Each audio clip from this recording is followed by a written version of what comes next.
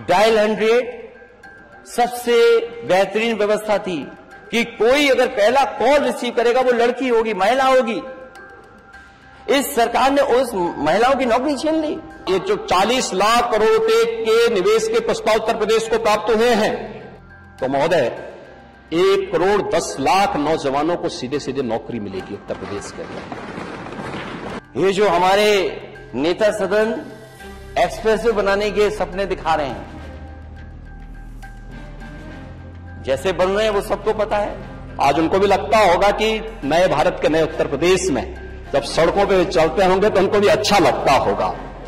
और खैर शिवपाल जी तो सड़क मार्ग से ही चलते हैं और धन्यवाद देते हैं, कभी कभी बोलते हैं कि बहुत अच्छी सड़क हो गई है।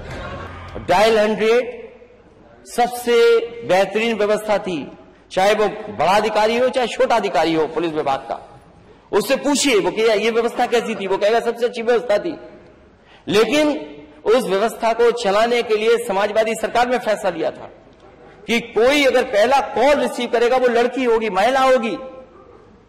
इस सरकार ने उस महिलाओं की नौकरी छीन ली जिन्होंने इतने वर्षों काम किया और लाखों लोगों का दुख दर्द सुना हो। इसलिए मैं कहता हूं इस सरकार हार्टलेस है, इमोशनलेस है सरकार। उन बेटियों के साथ जो व्यवहार हुआ सर्दी में, न केवल 69,000 में जो आंदोलन कर रही है उन बच्चियों के साथ व्यवहार है जो कि डायल 100 जिन्होंने उत्तर प्रदेश के घर परिवारों में न जाने कितनों की मदद की होगी, उनके साथ क्या व्यवहार हुआ है, क्या व्यवहार हुआ उनके साथ। उन्हें दिवाली नहीं मनाने दी, सर्दी थी, बरसात हो गई, उन्हें बाथरूम में रुकना पड़ा। ये नारी बंधन है। ये माने सदस्य बैठी है बीजेपी की, अगर मैं कोई बात गलत कर रहा हूं द फ्लोर ऑफ हाउस, ये जो महिलाएं सदस्य जाए उनसे पूछे कि बताओ सरकार ने क्या किया था उनके साथ व्यवहार। क्या उन्हें बाथरूम में नहीं रहना पड़ा? इन्होंने रजाइयां छीन ली, कंबल छीन लिए, वो लाठीचार्ज किया और पीटा गया। कई उसमें प्रेग्नेंट थी और गरीब परिवार की बेटियां हैं, कोई संपन्न घर की परिवार की बेटियां नहीं है। और जिस कंपनी को आप दे रहे हो टेंडर, आप गरीबी का मजाक उड़ा रहे हो। इन्वेस्टर समिट सब जगह होते थे, लेकिन यूपी ने एक जो रेखा खींची है, ग्लोबल इन्वेस्टर समिट 2023, अब तक महोदय मुझे बताते हुए प्रसन्नता है, उत्तर प्रदेश को 40 लाख करोड़ रुपए के निवेश के प्रस्ताव प्राप्त हो चुके हैं। हाँ, मुझे एक बात बताइए, क्या ये प्रस्ताव समाजवादी पार्टी की सरकार थी, क्या तब भी कोई यहां आना चाहता था क्या? तब तो जो थे वे भी भागना चाहते थे, जो थे वे भी भागना चाहते थे। लेकिन आज देश और दुनिया का हर उद्यमी उत्तर प्रदेश में आ रहा है, आना चाहता है, निवेश करना चाहता है।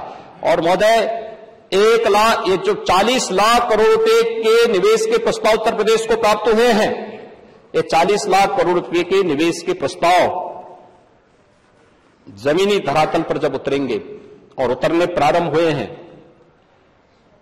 तो महोदय 1 करोड़ 10 लाख नौजवानों को सीधे सीधे नौकरी मिलेगी उत्तर प्रदेश के अंदर। हमारे उत्तर प्रदेश के नौजवान को अपनी नौकरी और रोजगार के लिए उन्हें कहीं और जगह नहीं जाना पड़ेगा, बल्कि दुनिया नौकरी ढूंढने के लिए उत्तर प्रदेश में आएगी। नेता सदन एक्सप्रेसवे बनाने के सपने दिखा रहे हैं, जैसे बन रहे हैं वो सबको पता है। लेकिन दिल्ली के बजट से क्यों उत्तर प्रदेश में नहीं बन रहे? दूसरे प्रदेशों में दिल्ली के बजट से एक्सप्रेसवे बन रहे हैं। आपका दिल्ली से मुंबई जोड़ने वाला एक्सप्रेसवे 1 लाख करोड़ का है। 1 लाख करोड़ दिल्ली खर्च कर रही है उस पर। आपका गंगा एक्सप्रेसवे बन रहा है, दिल्ली वालों ने पैसा क्यों नहीं दिया आपको? आपका बुंदेलखंड एक्सप्रेसवे दिल्ली वालों ने उद्घाटन किया, पूर्वांचल एक्सप्रेस दिल्ली वालों ने उद्घाटन किया। बताओ इन एक्सप्रेसवे के लिए दिल्ली वालों ने पैसा आपको क्यों नहीं दिया? अगर दिल्ली वाले पैसा देते तो यहां के बजट का पैसा उत्तर प्रदेश की गरीब जनता में लग जाता और किसानों की आय दोगुनी हो जाती। आप बताइए, किसानों की आय दोगुनी के लिए नहीं सपना देख रहे, कुछ भी कह देंगे माननीय सदस्य। तो मैं तो कह रहा हूं आपसे, मैं सुझाव दे रहा हूं कि आपका पैसा बच जाएगा। अगर नहीं बचाना चाहते मत बचाइए। एक्सप्रेस हाईवे और हाईवे सड़कों की क्या स्थिति थी, ये किसी से छुपा हुआ नहीं है। लोग तो क्या कहते थे, जहां से अंधेरा प्रारंभ हो, समझ लो उत्तर प्रदेश की सीमा प्रारंभ हो गई साइकिल। जहां से गड्ढे प्रारंभ हो जाए, समझ लो उत्तर प्रदेश प्रारंभ हो गया। आज आप देखिए ना, उत्तर प्रदेश में कहीं भी नेता प्रतिपक्ष भी सड़क मार्ग से यात्रा करते हैं बहुत बार। आज उनको भी लगता होगा कि नए भारत के नए उत्तर प्रदेश में जब सड़कों पे चलते होंगे तो उनको भी अच्छा लगता होगा।